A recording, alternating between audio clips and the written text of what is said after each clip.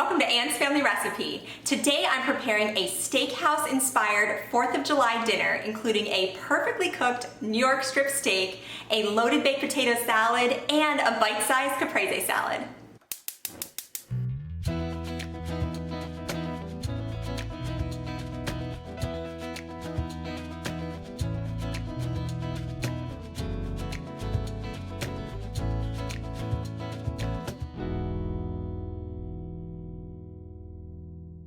Today's video is sponsored by the Pennsylvania Beef Council, and I am so excited to be partnering with them this year, bringing you holiday recipes featuring the versatility and incredible flavor of beef. Today I'm preparing New York strip steaks, and I'll be using my precision cooker, also known as the sous vide method of cooking, and then I'm going to finish them off in my cast iron skillet for a perfectly seared crust on the outside. Now I realize not everyone has a precision cooker, but that doesn't mean you can't cook a delicious piece of steak for the 4th of July or any time of year for that matter. If you go to pabeef.org, they have all the information you need.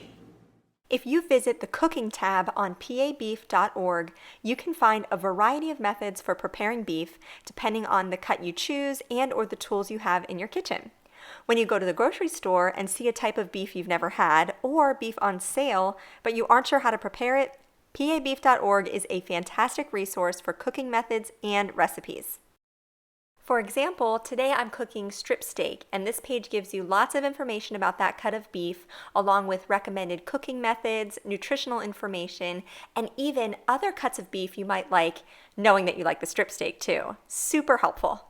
To celebrate the 4th of July, I thought it would be fun to make some steakhouse-inspired, but also summery side dishes to feature alongside my New York strip steaks. So today I'll be showing you recipes for a loaded baked potato salad and a fresh bite-sized caprese salad.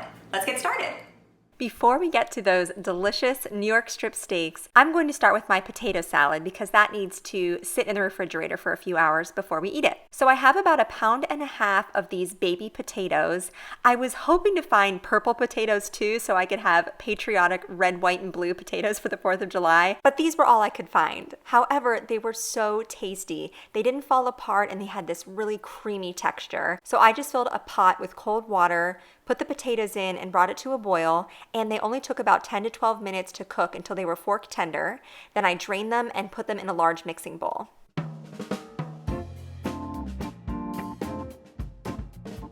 To the cooked potatoes, I added 1/2 cup of sour cream and 1/4 cup of mayonnaise.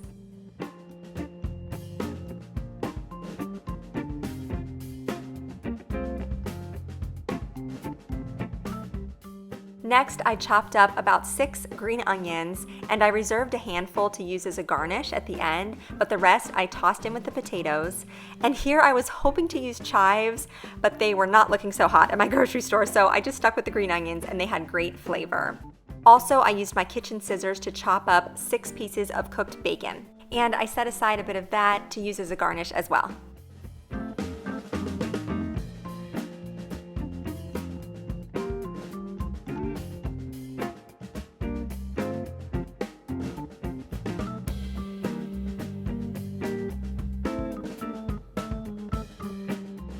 Lastly, I added in about 1/2 cup of finely shredded cheddar cheese, and then I seasoned everything with some coarse salt and black pepper.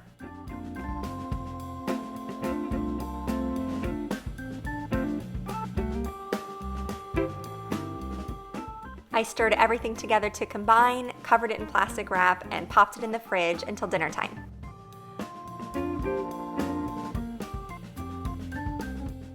Next up, I'm going to prepare these beautiful New York strip steaks.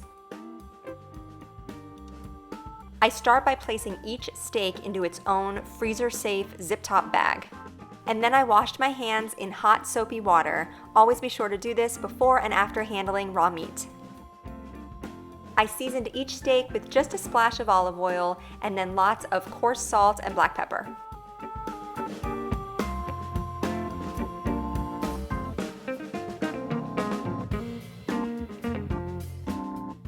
And then I used my hands to kind of smush it around and get this all over the steak. In general, when I use my precision cooker, I submerge it into a large pot of water, and then I can manually adjust to whatever temperature I'd like. So with this method of cooking, you're submerging your ingredient, in this case our steak, into the water, and then the precision cooker will maintain the temperature of the water. So the steak will come up to temperature and it'll stay there for as long as you'd like. I'm gonna do mine for about an hour, and it becomes so tender. And then afterwards, I'm gonna pan sear this in a cast iron skillet, and then we'll allow our steak to rest for about 3 minutes, and it'll be perfectly done. The USDA does recommend that you cook your steak to at least 145 degrees internally. But remember that after pan searing and allowing our meat to rest, there will be some carryover cooking taking place there. So I just slowly lower the bags into the hot water, and that gets all the air out of the bag. Then I zip it up and just fold the edge of the bag over the pot. For my second summery steakhouse-inspired side dish, I'm going to make a bite-sized caprese salad using these gorgeous cherry tomatoes on the vine. They are so sweet and juicy. And then I also have an 8-ounce container of mozzarella balls. So I drained those and added them in with the washed tomatoes. I drizzled on about 2 tablespoons of extra virgin olive oil. It has great flavor. And in fact, mine was infused with some garlic too. Then I seasoned this with salt and pepper, and then a whole bunch of fresh basil I just tore right over top. I stirred this all together and put it in the fridge for everything to marinate, but just remember that when the olive oil is refrigerated, it will solidify after a while, so you might want to pull this out of the fridge a little bit before serving it. So to top this salad, I made a balsamic reduction, and it sounds super fancy, but it is so easy. I used a half a cup of balsamic vinegar and 2 tablespoons of honey, and I stirred it together in a little saucepan over about medium-high heat until it came to a boil. And then I lowered the heat to medium-low and just allowed it to simmer until it reduced by half, which took about 10 minutes. And then I allowed it to cool and poured it into a little pitcher. And as it cools, it thickens up a lot too. This was so yummy and the perfect kind of finishing touch for my caprese salad. Now we're going back to the strip steaks. So after they cooked for about an hour, I patted them dry with paper towels and then re-seasoned them with some more salt. I did this while my cast iron skillet was preheating over high heat. Then I added a tiny bit of olive oil to the skillet and placed my steaks inside.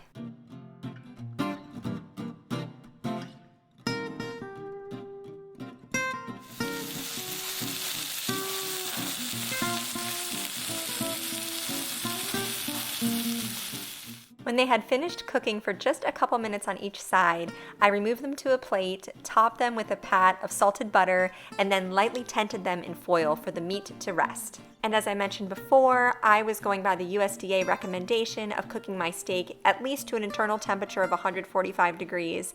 Also, remember I am pregnant, so I even took my steak a little bit above that temperature. Before eating, I garnished my bite-sized caprese salad with the balsamic reduction and my loaded baked potato salad with the green onions and little bacon bits. And this meal was absolutely delicious. The steak was really juicy, very flavorful, and I love that buttery touch on top. And both of the side salads had tons of flavor, great texture, and they tasted very summery and fresh, particularly from those fresh herbs I threw in, but also they just had a great steakhouse vibe too. I love this dinner so much. Thank you so much to the Pennsylvania Beef Council for sponsoring me on today's video. Make sure you visit pabeef.org for your all things beef resource. Don't forget to subscribe to my channel, follow me on Instagram at Ann's Family Recipe, and give this video a thumbs up if you love beef. Thank you so much for joining me here in my kitchen, and I'll see you again soon with more family recipes.